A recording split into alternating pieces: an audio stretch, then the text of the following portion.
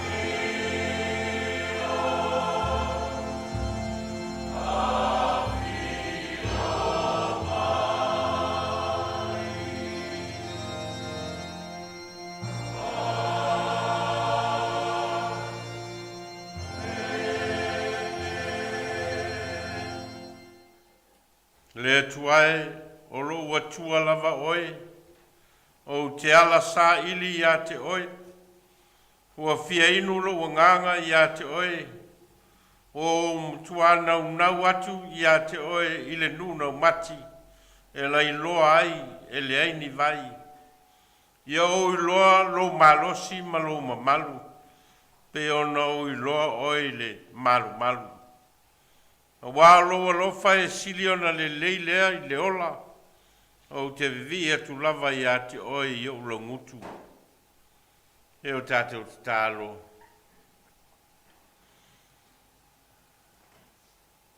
mātou langona I le nei tae au lo mātou fia vivi ma fia wha manu ia te oi wa wea o mai ale soi fua ma le ola Wa e whawhanguina mai fo I mātou le malo longa o le pō. Ma wa e whao sofia o mātou loto ma o mātou wanganga. Mātou te o mai whātasi o I mātou o lau whanau, o lau wainga, o I tu tino o lau tino keriso. Mātou te whafoi le vi inga ma le whawhetai lau o fio o na o lau whamaoni. Vai ma le ato toa le tangata I o ruma nganga pa iaia fio mai se e tau toa lua ina I mātou. Mātou te whai ai le tāpua inga I le nganga ma le whamaoni. E o lava I se vi inga o la wa fio oi o le atua le tama le alo ma le nganga pa ia. Amen.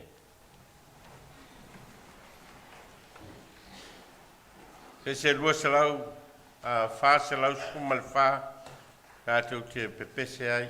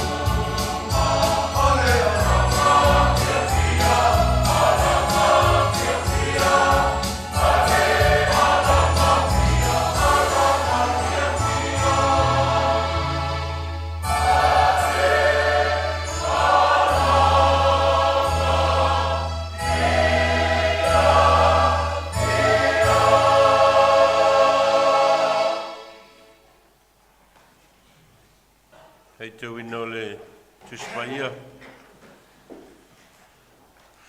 Tusi mai le whiangainga whau o le vangalia mātaio. Nonam tāu poe sifuru mai fitu. Tātou te whaitau whiawa wai mai le whaiuku mua mua e. Pangata mai le whaiuku poe sifuru mai tolu. Mātaio I lonam tāu poe sifuru mai fitu. Whaiuku mua mua e whangata mai le whaiuku poe sifuru mai tolu. Tātou te whaitau whiawa wai ai.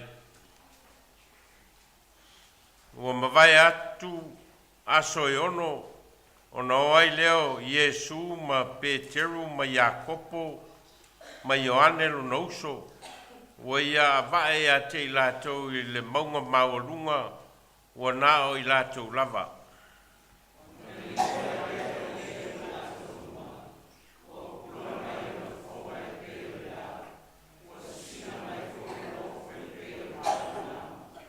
Auta foi ua whaali mai Mose ma Elia ia I lātou ua lātou whetau tatala I maia.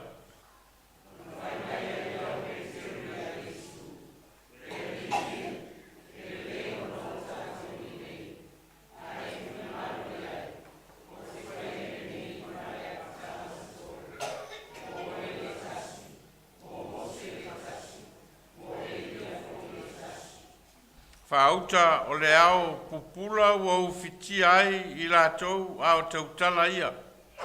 Whaauta foi o le siu whafonga mai le ao ua whapea mai. O lo watali pele na o te fia fia ia te ia. I o tau whalongo ia te ia.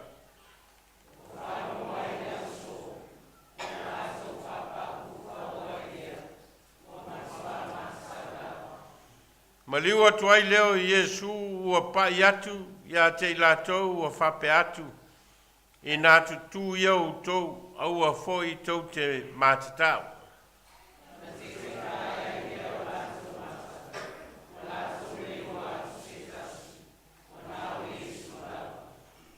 Walatou o ifo I le maunga. Ona wawao atu ai leo Iesu ia te lātou ua whape atu.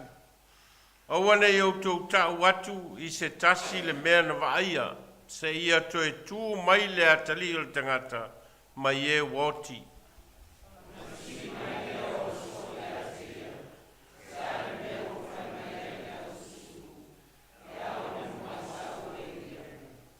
Tali atu ai leo Iesu ia te lātou, e moa I sau lava e lia, ma toe fuatai mea uma.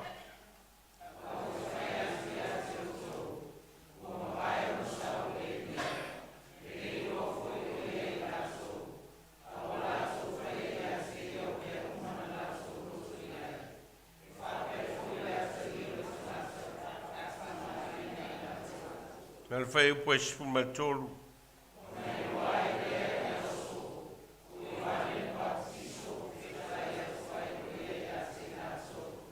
Famani mai le ngango le tua le tatu fai tau ma falongolongo ia na fionga tu maua ti ate ia lona lava vi inga nei se ia oile fava vau lava amene. Fitus fulmaltasi le pese tatu te pese ai.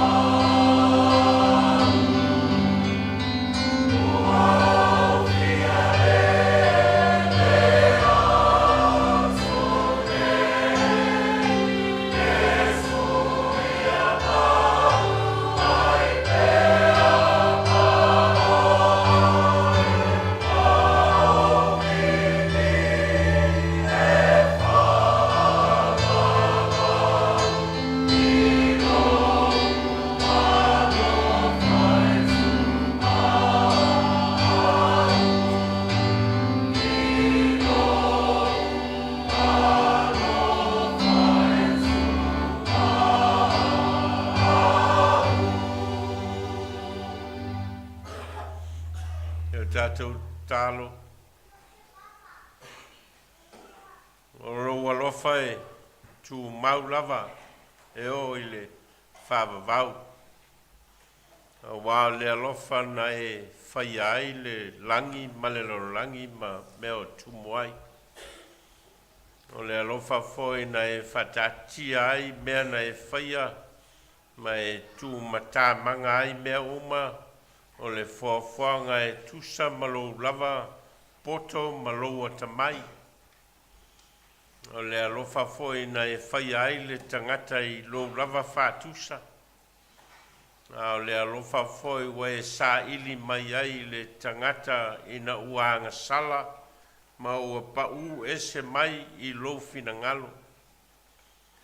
O le alofa foi leo oelo matou atua ua matou o mai ai le neitai au.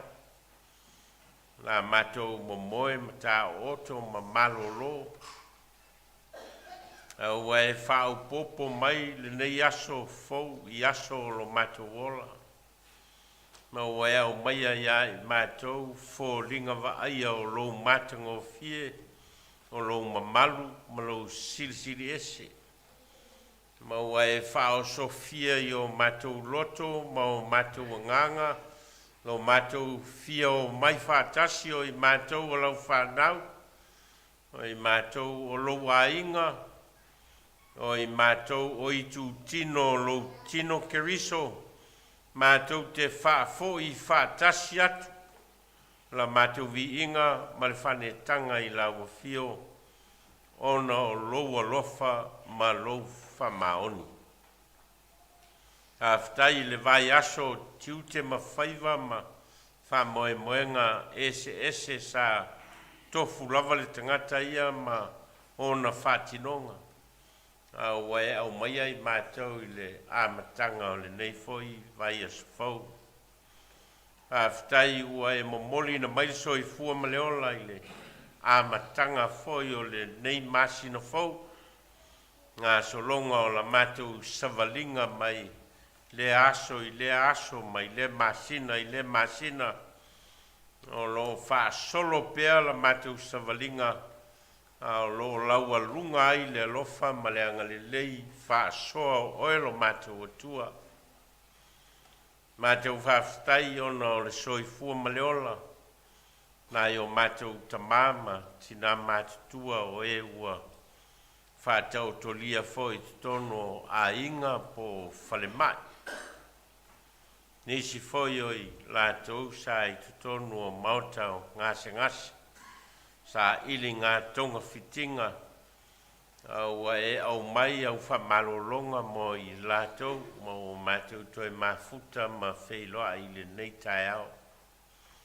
Mātou whaftai ona ua toi taliu foi a mātou whanau i awa onga. Ka lātou whiangai ma malolonga. Ua e whaavanoa pea lo lātou wola sa ili ma le ola sinio. E na ia tapena ina i lātou e whai ma mea whai ngā ruenga o ngā i o au i le lumana. O se whaiva ma se tiute te whinanga loa i au ngā ai a mātou whanau. O a mātou whaftai o na o avanoa le ola tāpena pena. Ma le ola sa ili mo i lātou. Mātou whaftai o na ola mātou au Lotu ma le kalesia nei.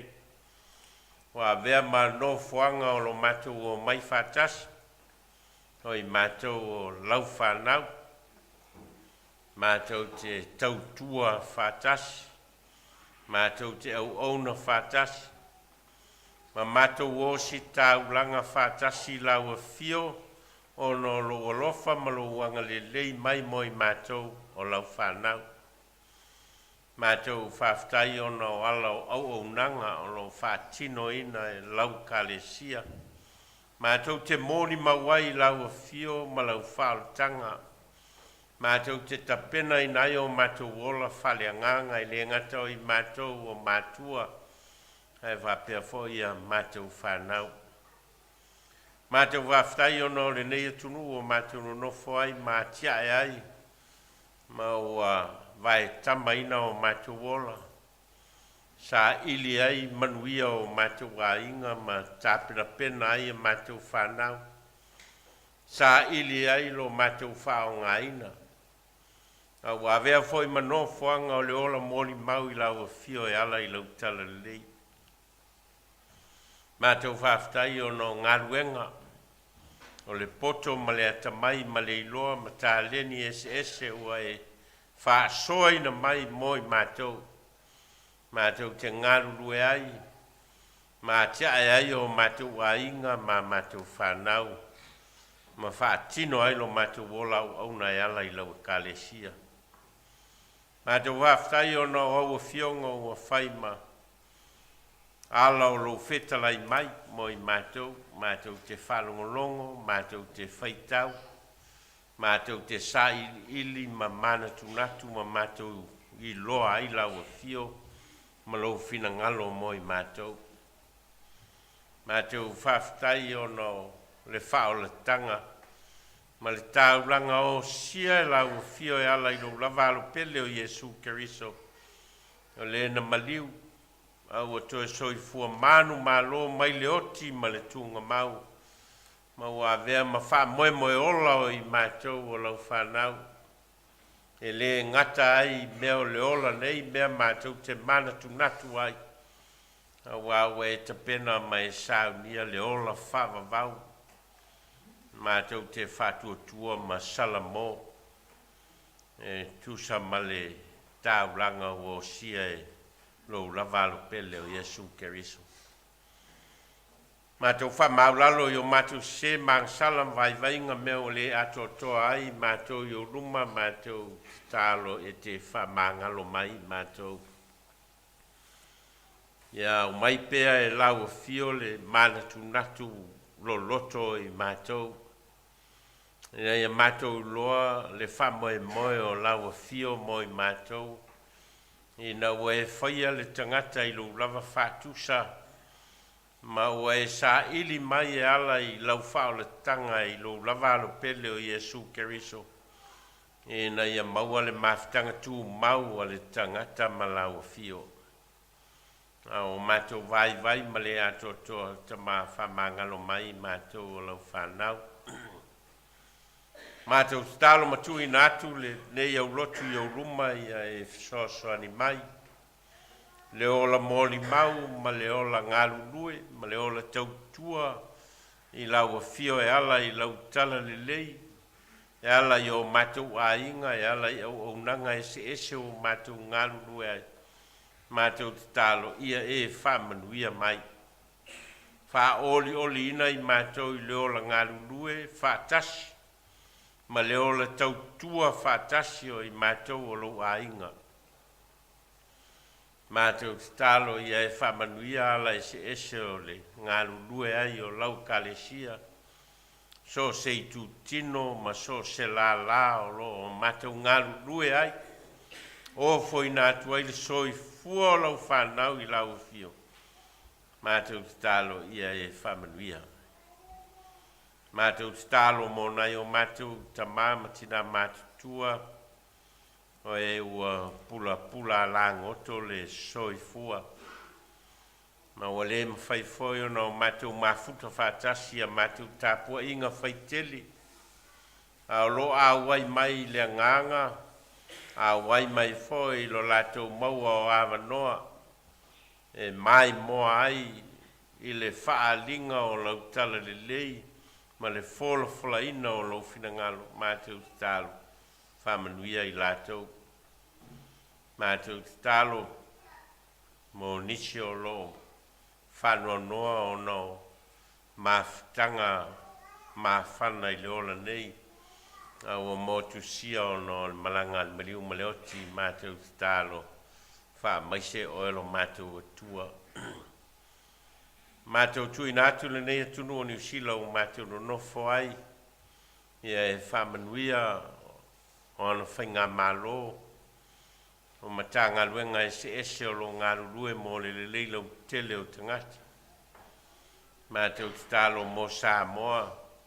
Ina ia whamanuia foi o ana whainga malo ma. Ana e kalesia ma whainga nuu. Mātou te talo ia e whamanuia i ona tangata lau teli. Mātou tui nātu le lalolangi vevesi ma ona tōtu ngā taua ma whewaiwai a inga whalawe lawe whanātura wā whaina ai tele o atunu mātou te talo o lau fio lava na e fōfō ina mea oma o lau fio foi e te whaia mea oma e tusa ma lou finangalo mātou te talo ia maua le tō file mō le lalolangi e le pai mai o lo nganga mo tai o atunu. Mātou te talo mo la mātou tapua inga le nei tae au, ma o mātou wha moenga mo le lumana. Awe mai lau o fio e manu iai. Au awa mātou te talo e ala iai e sukeriso le li mal whaolo le wao i mātou te talo. Lo mātou tamai o i le langi. Ia pa ia lo suafa, ia o mailo malo. Whaia lo finangalo i lo langi e pei ona whaia i le langi. Ko ai mai a te mātou le asoneia mātou mea ai e te tau male aso. Ia e whamangalo i a te mātou ia mātou ngansala. Foi ona mātou whamangalo i natu. Ie wanga leanga mai i a te mātou. Aua foi e te teitaina i mātou i whao sosonga. Ai e la vea i ai mātou ai le leanga. Aua e o le malo ma le mana. A toa malevi inga e whaawaura. Amen. Lua salau lima sufale. Pese tātou te pese.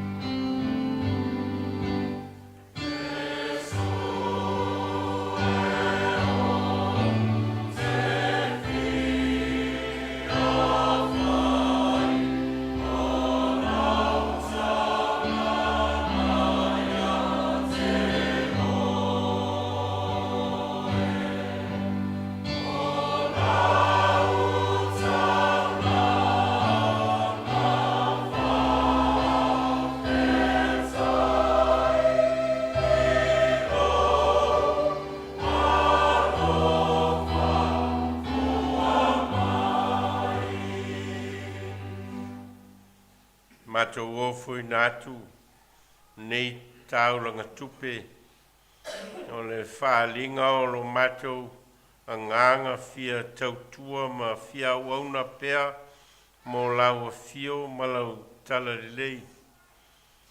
A o le ofoi nātu foi o nisi o au mea lofa, o le ola ngā lulue ma le ola sa ili ma tā leni ua e fo ina moi mātou. Whai mā mātou tāulanga mo lau a fio ma lau kālesia, whapa ia mai. E sili lava ona e whapa ia ina o mātou wola, o ni tāulanga ola mo lau a fio ma lau whinangalo. Whau mātou tālo ala i lo suafa Iesu. Ameni.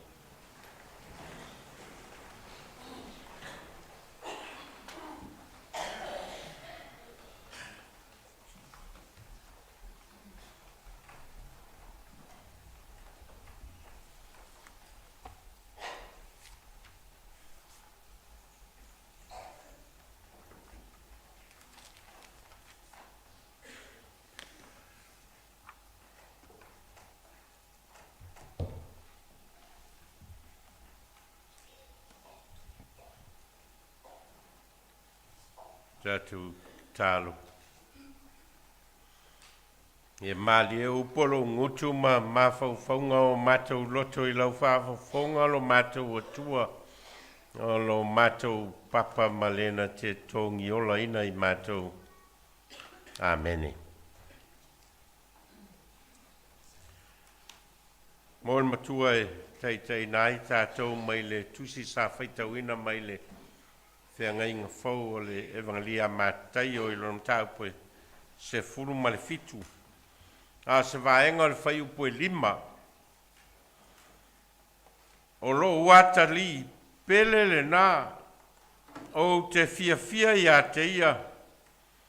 I o tau whaalongo i a te ia. Lo uata li pele le nā o te fia i a te ia. I o tau whaalongo i a te ia.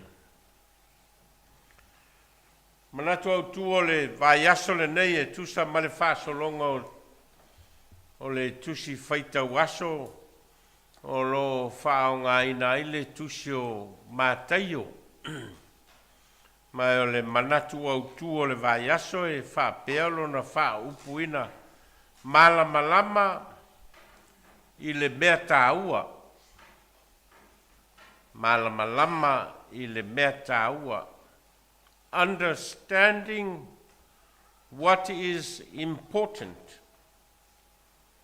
Understanding what is important.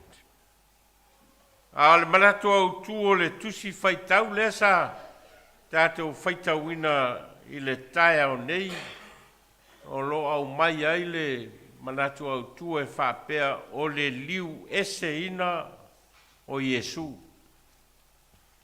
The transfiguration of Jesus. O manate i whaise tala i le ngangana peritania e winga i le vaenga leo le tus whaitau sa whaitau ina malona so tanga male manatu au tu i ona avatu ai leo ni mawhauwhaunga whale nganga i le ngangana Samoa. The word transfiguration is the event that happened during the ministry of Jesus, where Jesus was seen as changing his appearance on the mountain, where he was seen as having a conversation with Moses and Elisha. And the story we read this morning in Psalm 1 tells that story. It's a story of Jesus taking 3 of his disciples, Peter, John, and James, to the top of the mountain, and as they arrived on the top of the mountain, then they saw a vision, and the vision was the transfiguration of Jesus, where Jesus is seen to have a conversation with Moses and Elisha. And then during the time that the three disciples saw this conversation between the three of them, Moses and Elisha and Jesus, then Peter suggested to Jesus that it would be good for him to build 3 tabernacles, places of dwelling for the 3 of them, one for each of them. Then the story goes that they heard a voice on the clouds saying that this is my beloved Son, whom I am pleased. You listen to him. And then they saw the appearance disappeared, and then Jesus asked them that they would go down the mountain and continue with their work, which was their journey to Jerusalem. So that was the story. And the theme for this week is understanding what is important. And the story for today is the transfiguration of Jesus. So the question is, what is important here? What is in the story of Jesus' transfiguration that we should understand? We should know. What is in the story that brings some spiritual understanding for us? By knowing that story, how do we see ourselves in the story? Because the story seems to be a story of long ago. So that's the whole idea of the themes of the week and the reading of today. How do we see this story of the transfiguration as having any importance to us? There are 3 very important messages that we find from this story. One is Jesus is in the middle of 2 very important parts of God's revelation to his people. One is the time of Moses and the law. So when the disciples saw Jesus talking with Moses, it brings the relationship between the law and Moses and Jesus. So that's one part of the vision that they saw, the transfiguration. It places Jesus in that part of the timeline. Jesus has a place in the law of Moses. Elisha is a prophet, and he was the prophet that never died. He was taken up to heaven. And here they saw Jesus as having a place in the generation of the prophets. He was a prophet. So here we see in the transfiguration of Jesus having a space in the law of Moses, and he also has a space in the prophecies and the prophets. So that's an important part of the transfiguration story. 2 is they saw this glory of Jesus being with the figures of the past, Moses and Elisha. So the 3 disciples saw this, and they thought, this is the end of it. We now see God's glory. And then Peter came up with a suggestion to Jesus, how about me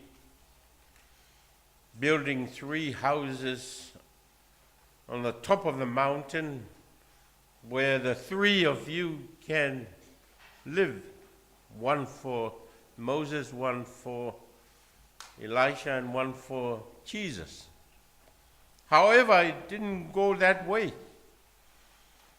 Jesus brought them down and make them continue taking their journey going forward.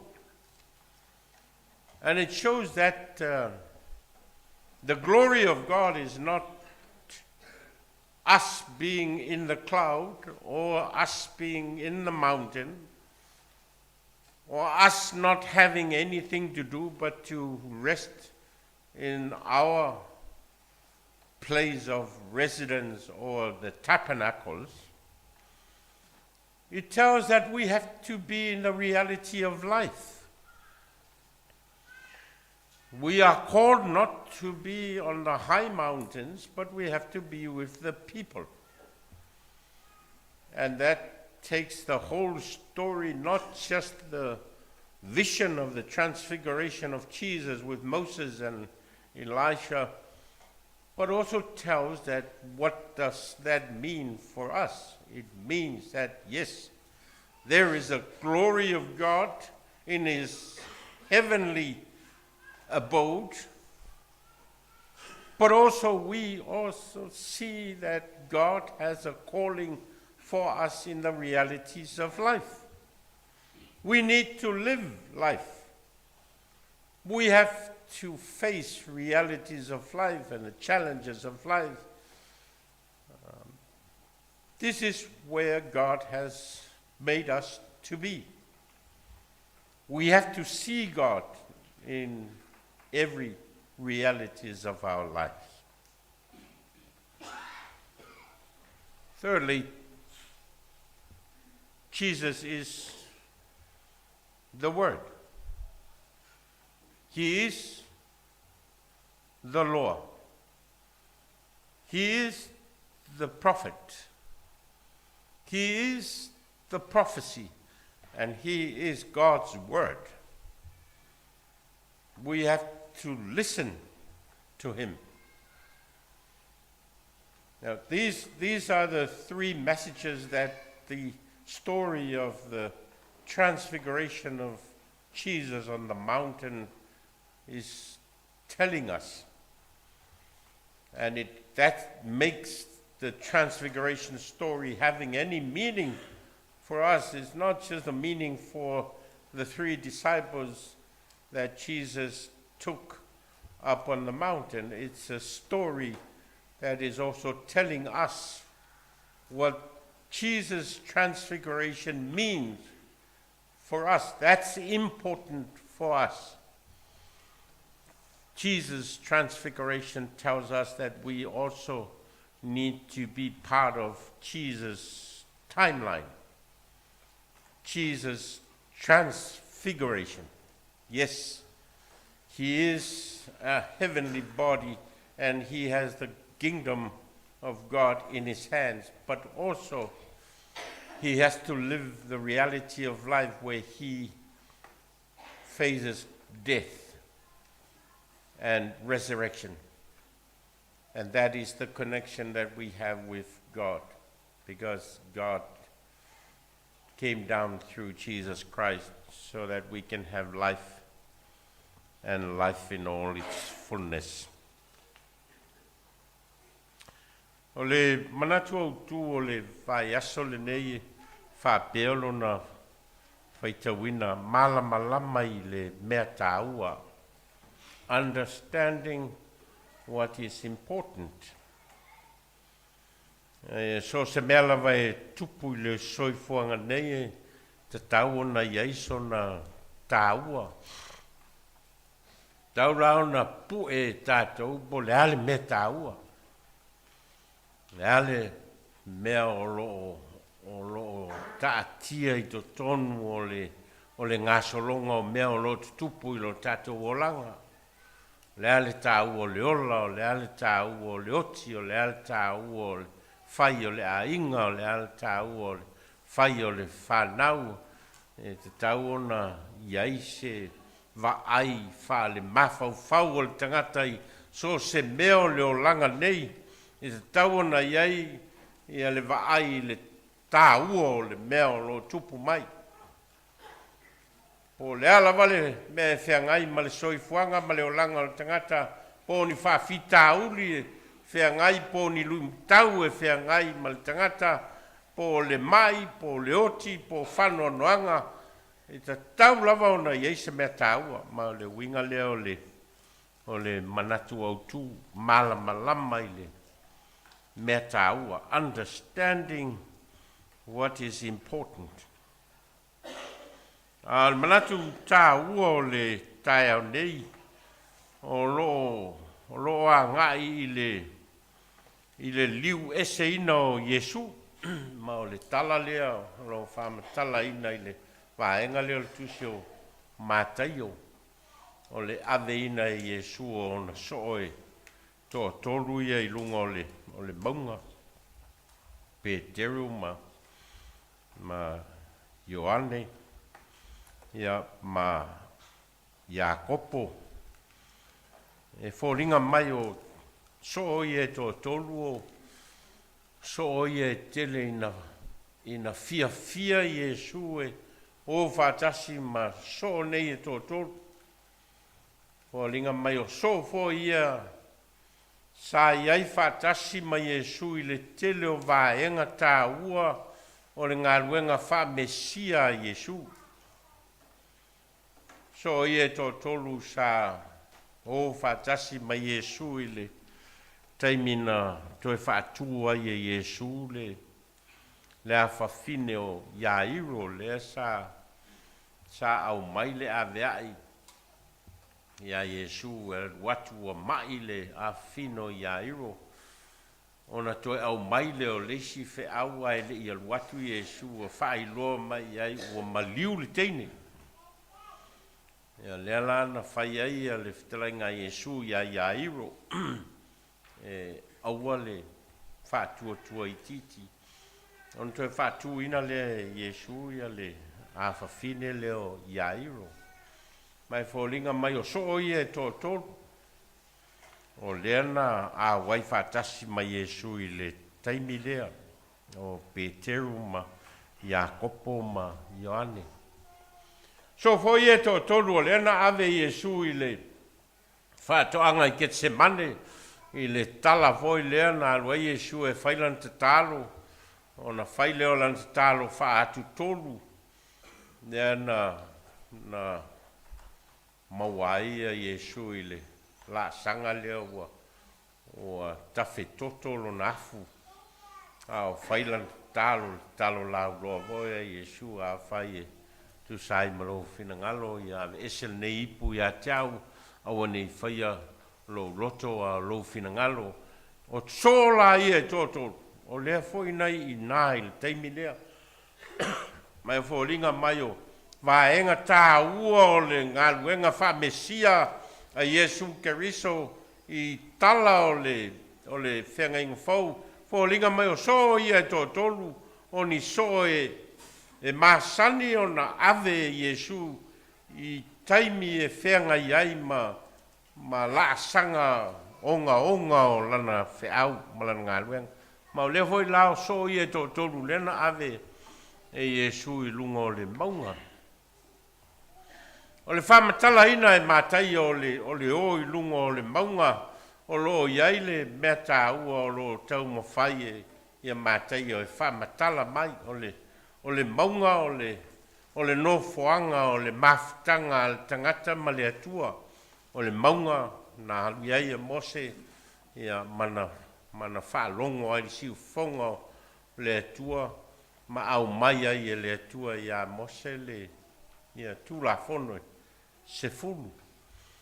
e fōringa mai o le tala leo o lo tau mawhai, ma tei o e wha matala mai, i le liuina o Iesu i lunga o le maunga, o lo tau mawhai a ma tei o e wha matala mai, o le no fuanga leo le wheilo inga le tangata ola, ma le atua, o le no fuanga lea wheilo ai ai, le mamalu wha le atua, ma le tangata ola.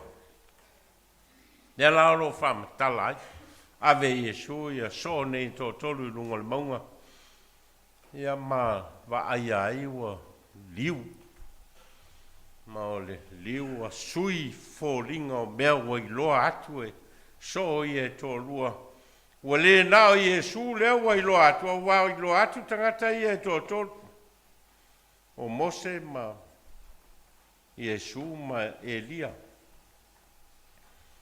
E fōringa mai e ele winga tā ua o le waainga leo wa i loa atu, ma o lo tau mawhai mo ia mātai o wha matala mai i a tātou o tangata whaitau. Le a tonu ale winga o le mea lea tau wha matala mai. E fōringa mai o le whe au o lo tau mawhai a mātai o wha i loa mai o le tū langa o Iesu i to tonu o le tala wha solo pito o le wha ali mai o le atua i le rolangi. Wha ali mai le tū la fono. Le tā ua o le tū la fono a Mose. Wha ali mai foi le whe au o lo tau mawhai leo perfeta e moli mai e peona. A veai e lia o le sui o le au perfeta, ma o lo fōringa mai e ieile no foanga o Iesu i to tonu o le tala lea, tala whasol pito lea, o tū la fono, ma perfeta. Lea lao lo ofi a Iesu i to tonu o le so tanga lea. A le malu ma le silisili ese lea wa i loa atu e so ia tō tolu o Iesu o lo whaalia i lunga o le maunga, ne mea e a fio ai le atua. E lao lo whaalonga atua i le. Whetalainga leo lo whetalai mai ai lunga o ao, o lo watali pele le nā. O te fia ia te ia. Ia o tau whaalongo ia te ia. Me tā ua mo mua la leo lo tau mo whaile tala e mo moni mai a tātou. O Iesu Keriso o le whaalinga o le atua mai lava i le vaitau o Mose se iao o mai le vaitau o le au perfeta. O le whaalinga mai leo le atua i le lalolangi o tangata. Ne laua whawai atu ia Peteru ma so ia.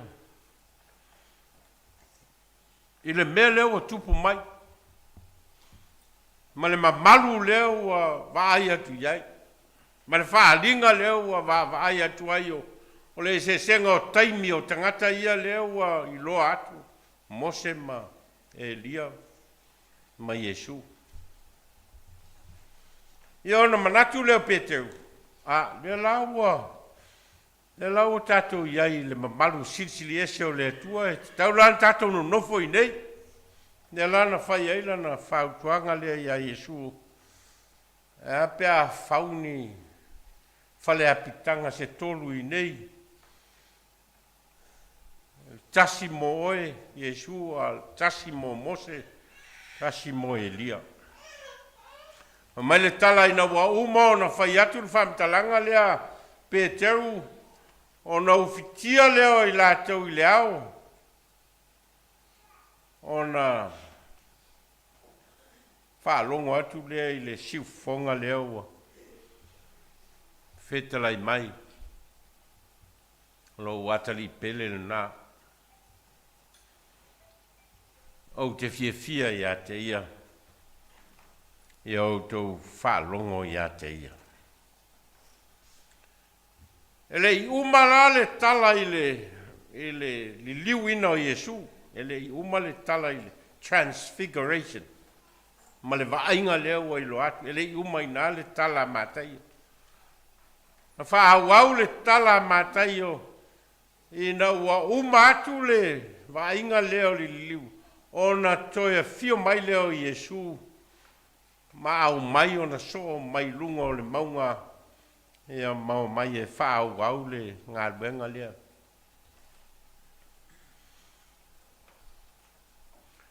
Ntau po suma le ono o lo whatatia I e matai o le fesili e whapea o ai Yesu. Who is Jesus?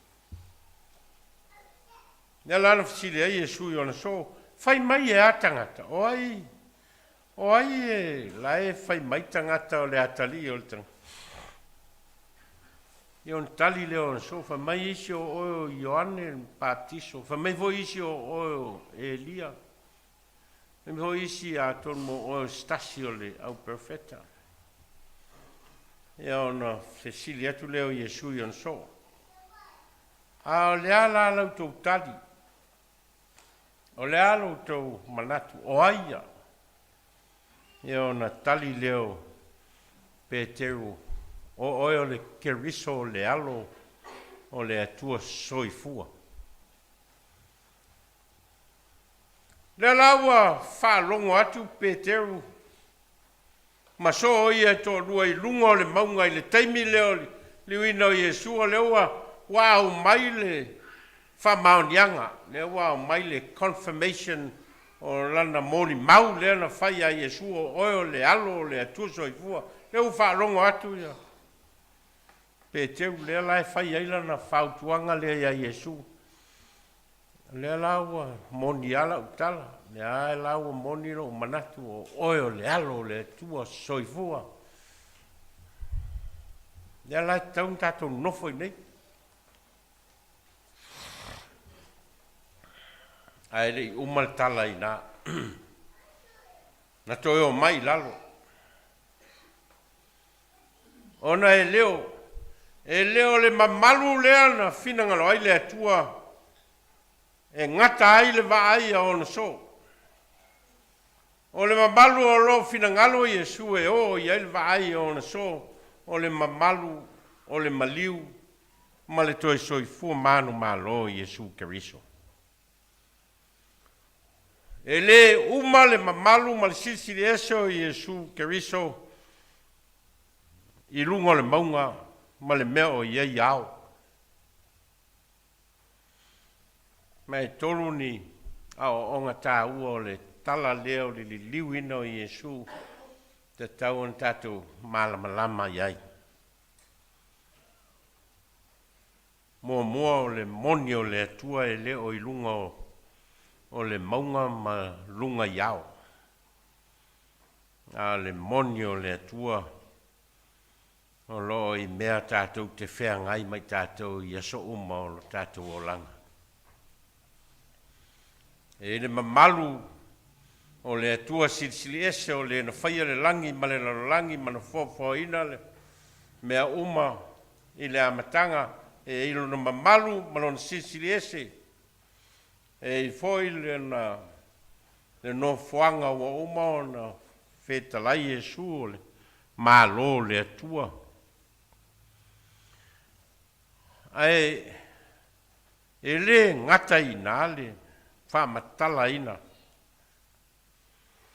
Ina ua tusia Paulo I le kalesia I Roma o na avelea e Paulo lana moli mau I le kalesia I Roma ma moli mau le masani o na o whaaonga ina pe a whaia o moli mau mo tangata mali liu.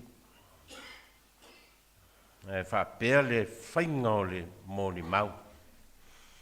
A wai le aiso tātou e ola mo ia lava. E le oti foi se tasi mo ia lava. A wai whai tātou te ola mo le ali. A whai e oti mo le ali. Pe pe ola pe oti I tātou tangata lava o le ali I tātou a wā le mea lava lea na maliu ai ke riso ma toe tū ma iai o ia ma o lo soi fuai ina ia vea o ia ma li mo e oti ato mai ola e fōringa mai o le finangalo leo le atua mo tātou leo le finangalo le atua ina I tātou no nofo I le mamalu lea ua vaaia e so o Iesu I lunga o le maunga o le mamalu o le no nofo whaatasi o tangata I le mea o loo iai le mamalu o le atua ai peitai o le ola ma le oti o le tangata I le ali I le ola nei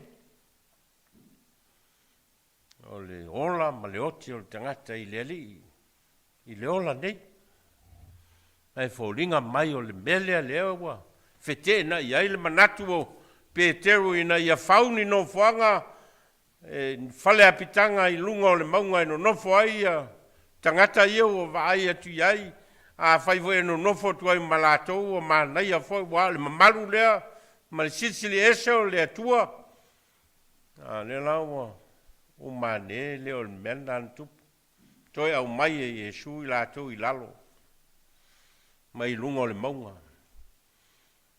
e na ia fea ngai ma le ola nei ne lai fai e Paulo le fautuanga lea I le kalesia I Roma fai e ola mo le ali oti mo le ali o wa le mela valena maliu ai kiriso ma toe tu mai ai o ia ma soifu ai ina ia vea o ia mali mo e oti ato mai ola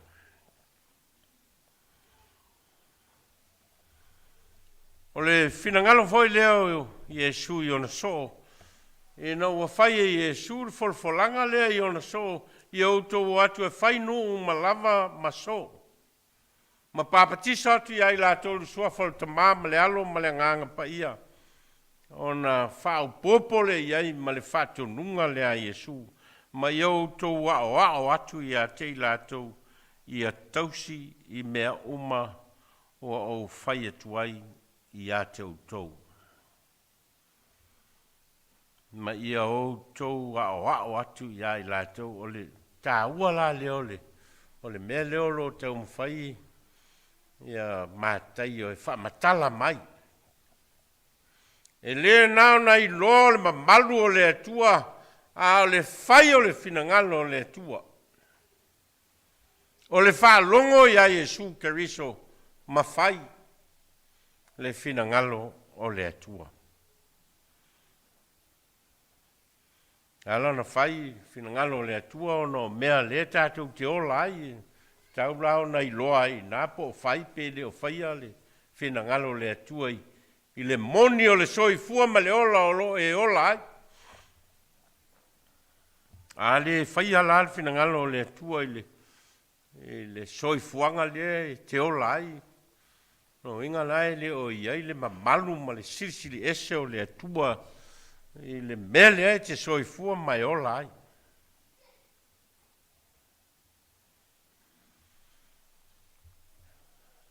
Lona lua o wheau o lo tau mawhaia mātei o e au mai. O le maliu ma le toi tu o Iesu Keriso. O le mamalu silsili ese leo le atua e leo le mamalu silsili ese o le atua o le mea leo ai loa atu. E so leo lo vai atuai a Mose ma Elia ma Iesu the transfiguration leo le melna lai tau mawhaia mātai o e momoli mai e leo le mamalu atoa leo Iesu o le mamalu o Iesu Keriso lo tātia I lona maliu ma lona toe soifua manu malo. Ina watusi Paulo I le kalesia I Korinito o na whailea I Iesu o lana moli maulea I le kalesia lea. A wā lo fai mai u teia I se whai longa. Ma e leni o lo sa ili lātou I le poto. A oi mātou, wa mātou tā lai ia ke riso wa whasa tauroina. O le mea tausua iai u teia, ma le valea ia e leni, ai peitai, o e wa Vailaau ina, o I u teia atoa ma e leni, ua fai ke riso, ma mana o le atua, ma poto le atua ia te lātou.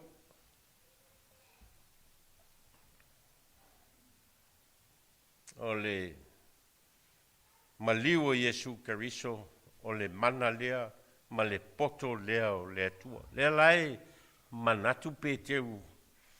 O leo mana ia me leo tātou iai lunga le maunga, tātou no nofo ai lea ina. Lea lai fai mai Iesu lea ai, e leo I, le atoanga. O le mamalu, ma le sisili ese o le atua. O le mamalu ma le sisili ese o le atua o lo tātia I Yerusalema. E le mea e fai ai le whao le tanga o le langi angasala. Lea lai fai ai e Paulo le mo le mau lea. Wa e fia wā ai I utaia I ni whai longa. Sa ili fo e tangata e leni le poto. Ai mo I lātou o e whātua ma e o Vailaau ina. O fai ke riso maliu ma ka riso toe tū. O le mana leo le atua. Ma le poto leo le atua mo I tātou. A ongalon tolu o Iesu Keriso le upu lea le atua. Na te whaasino ina I tātou. I le atua sisili ese. Ma le whitalainga Iesu o au nei o le ala. Ma le upumoni. Ma le ola. E le alu atu lava se tasil tama. Pea le ui mai I a tau. Nea laua whaalongo atu so o Iesu. I le leo wa sau mai lunga o le ao. O lo watali pele le nei. O fia I a te ia. Ia o tau whaalongo I a te ia. Aisea, a wao le upu lea le atua. O le ala lea a le atua. O le ola lea mai le atua.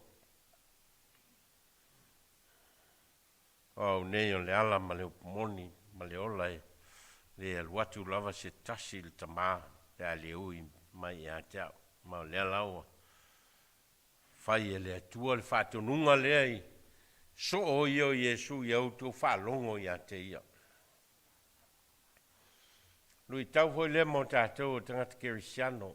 Ia tātou I loa po whea le mea lai taitaina I lau whaalongo. Ma taitaina ai lo stai. Ma mea te whinangaloa I whai le lalolangi nei. Mea o lo whai lo ainga, mea o lo whai lau ngaruenga. Po whea la vale mea whea lai taitai ai oe. Whea le mea lai te whaalongo iai, po e whaalongo lava oe iai. I loa tamai, ma lo poto, po e whaalongo. I le musumusunga le anganga o le atua e. I loa o Iesu Keriso ma lona finangalo mo oe. Taitaina ai lau whainga whiriwhiringa. Ma ngai ai a lo soifuanga I le lo manai. Neaua whaalongo atu so o Iesu whai mai le whetalainga lea. Iau tō whaalongo I a te ia. Heo tātou tālo. Mātou whalongolongo I lo whetalai mai moi mātou. Malo mātou tau mawhai e malamalama. Ma manino I la mātou wa ai lo finangalo moi mātou. I lo mātou wola ai. I le nei lalolangi ma le soifua ma le ola wai au maia moi mātou. Mātou te talo ia whamalamala pēa e lo nganga. Ina ia mātou I loa la wa fio ma lo finangalo. Wau mātou te talo e ala I lo suafa Iesu. Amen.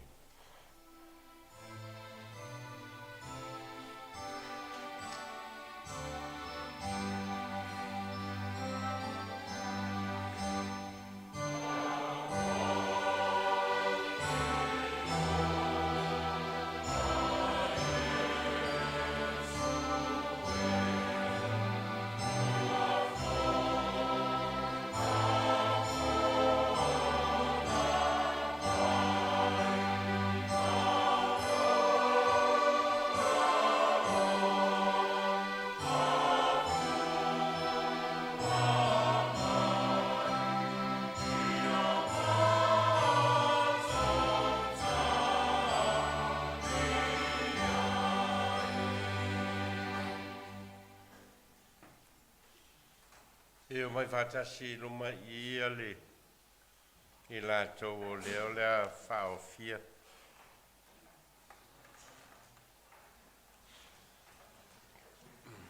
Alo ma whanau o le tātou o Lotu ma le kalesia o leo a sauni e whaofia.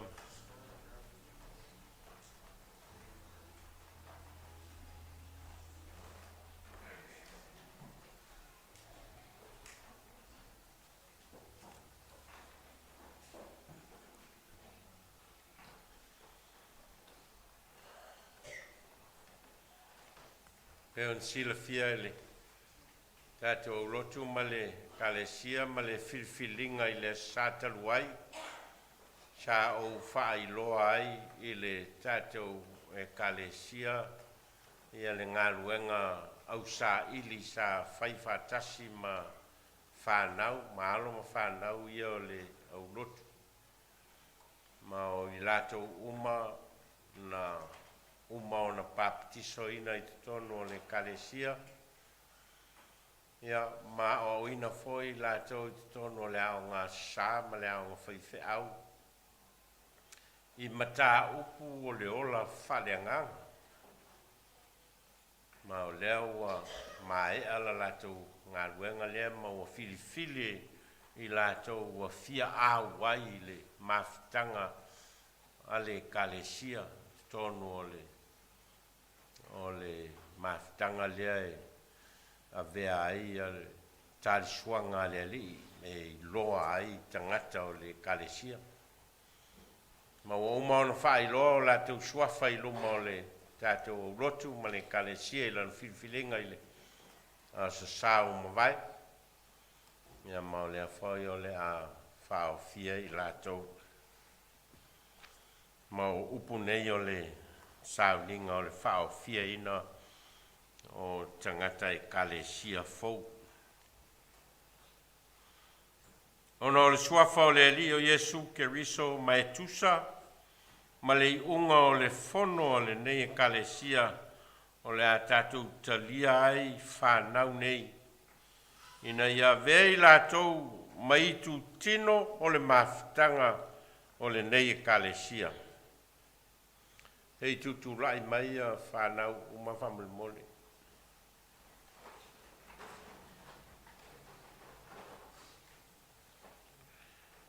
Leo soi ina ua papa tiso ina o tau. Sa wha mau whailunga ina lo o tau awai i le nei a inga, ma le nei au a inga o le atua. Ine malo o tau a vea mōna tangata. A le nei lava tae au, wo tau o mai ai e tau tino, lo tau whatua tua i le ali o Yesu Keriso. E o foi natu o tau lava i a te ia.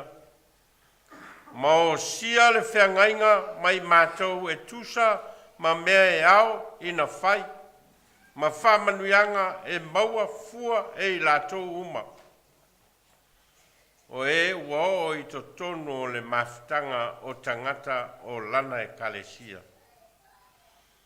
O le melea ia mua o na outou tali mai i fesili ia e tusa ma lo outou whatuatua ma lo outou whamaimoe. Po outou tali tonu o Yesu Keriso, o lo outou ali ma lo outou whaola. Po outou salamo i outou angasala ma whatua tua i a te ia na o ia lava. A whai o lea i outou whapea mai, ua whapea lava o na mātou tau tino atu.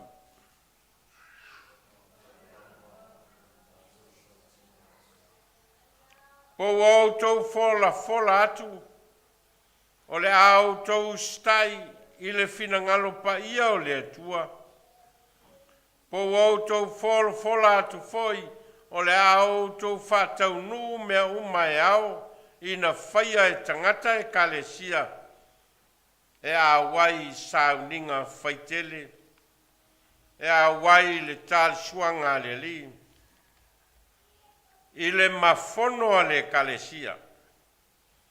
Tau te toa anga foi i le whaitau ina o le tuspaia, le tatalo, le whaitaulanga, ma le au natu i nisi tangata. A whai o lea i outou whapea mai, ua whapea lava o na matou fola atu.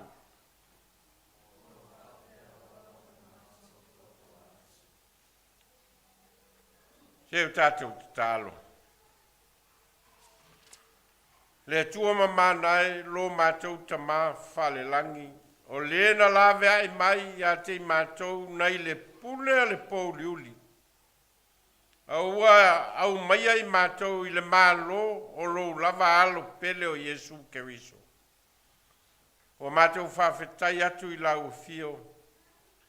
A wasa e le tā o fia lo wanga le lei mai i le whanau nei. A sa e foai a te lātou le iloa o Yesu Keriso lo tātou wali ma le whaola. O e Vailaau ina foi lātou ina ia lātou o sia le whengainga. Whātasi mai lātou i to tonu o le nei e kalesia. Leo mātou te tālo atua i nei. Ie a wina i wholo nganga pa ia. A mātou talia ma le fia a mātou whanau nei. Ono lo suafa. Ma e tusa ma lo finangalo. Ia wha wheso ta ina i lātou. Mai mātou i noanoanga o le alofa. Ia maua i lātou le mana mai lau fio. E mawhai e o na lātou wha maoni. I le tau singa o le neifia ngainga. Ina ia wha malo sia lau e kalesia. Wha sala lau ina lau tala le rei. Ma wha ma malu ina lau suafa e ala ia Yesu Keriso lo mātou ali. Amene. Alala i lalo. I le suafa o Yesu Keriso o tātou talia ai whanau nei. E vei lātou masui o le mafutanga o le kalesia Keriso.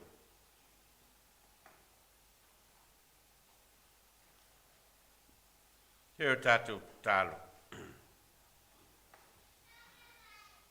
Mātou sauni, mātou te awai, i le tālisuanga o le alofa ma le anga le leo o elo mātou atua, pe o na whaalia i le soifua o Yesu Keriso. Ma o mātou whaulu whale ina foia mātou whanau i le lava mafutanga. Mātou te tālo i a mātou langona le tāua o lou Vailaau ina i mātou. A mātou tāngo fia le a reto ma le weina. Ia mauti noi o mātou loto le winga moni o le tāu langa o le whaoletanga. O e Sauniga mo i mātou. Wa o mātou te tālo ela i lo suafa Yesu. Amen.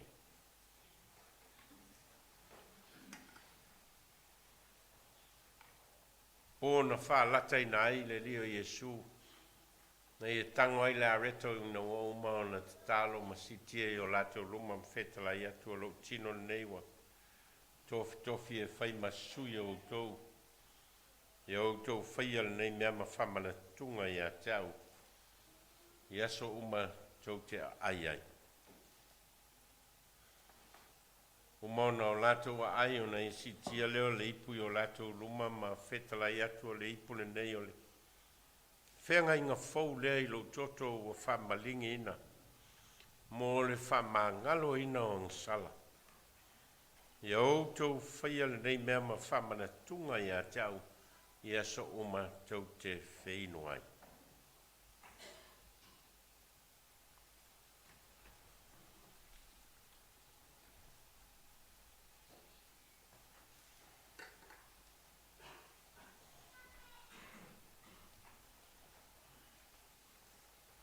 A tau au ina ma talia loa.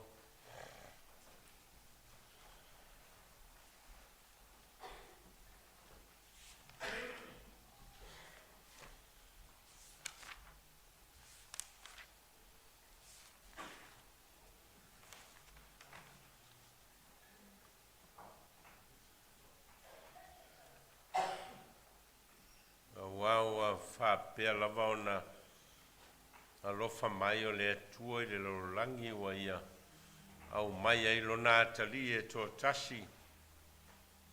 Ina ia le whano se tasi e whatuatua ia te ia. A ia maua e ia le ola whavavau.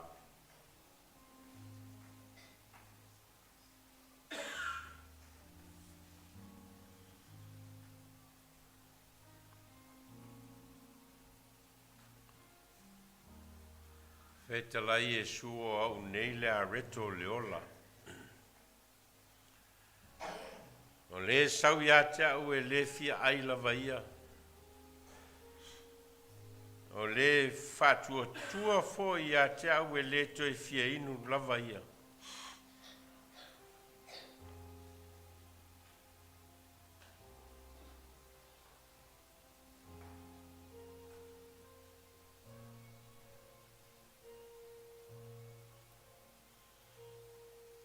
Au le a reto na luifo mai le langi.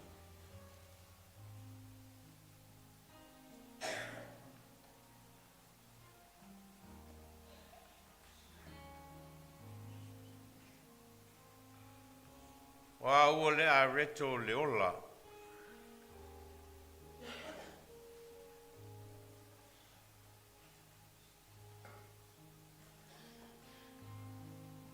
Na ai au tau tamā le mānai le vau. Au oti lātou.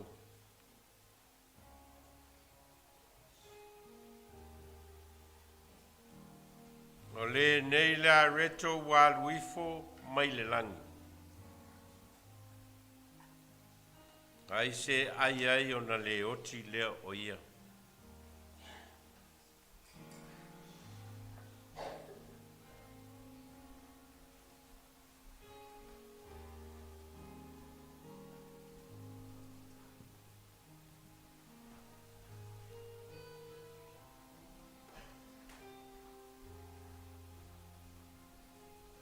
O au le a reto ola na luifo mai le langi. Pe a ai se tasi le nei a reto. Na ola ai lea o ia e whavavau.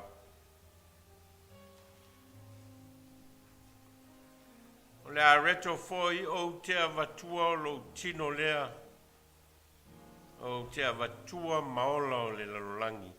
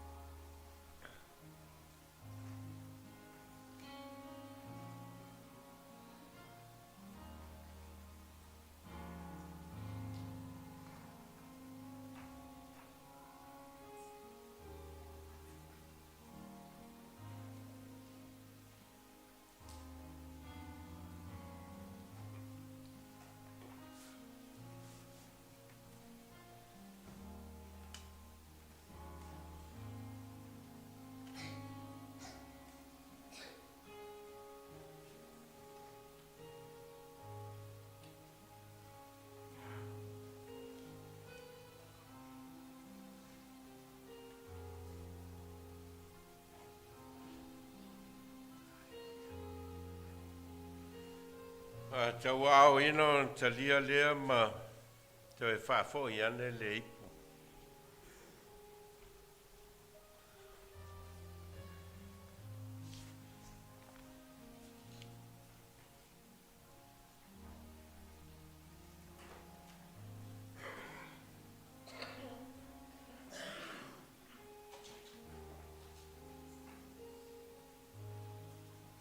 E tala Iesu I le whawhine Samaria. Ana e iloa le mea fua I fua le atua. Ma le ua whai atu ia te oe au mai ia te au te inu. Po ua e ole mai ia te ia ona fua ia tu le e ia te oe o le vaiola.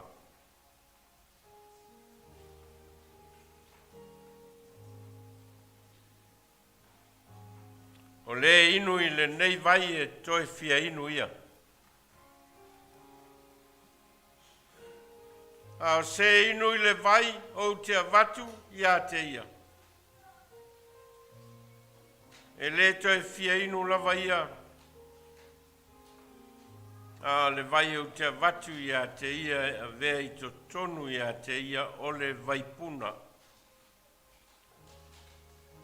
E puna I lunga I le ola whaavavau.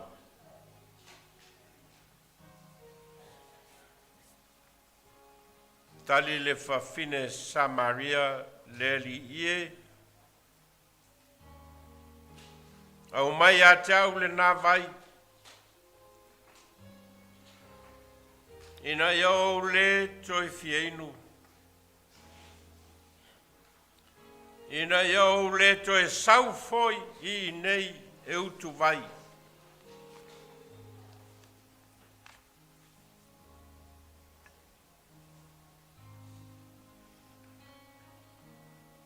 He talai Iesu e moni.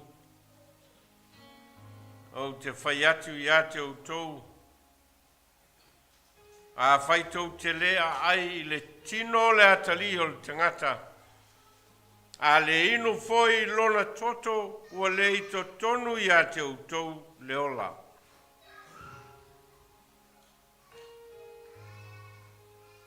O le ai lo tino mainu I lo toto ua ia te ia le ola whaavavau. O te toe whaatui na foi o ia I le aso ngā taanga.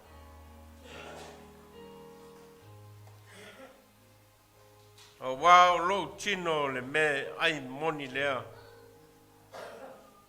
O lo toto foi o le me inu moni lea. O le ai lo tino mainu I lo toto e tu mau o ia te au o au foi ia te ia.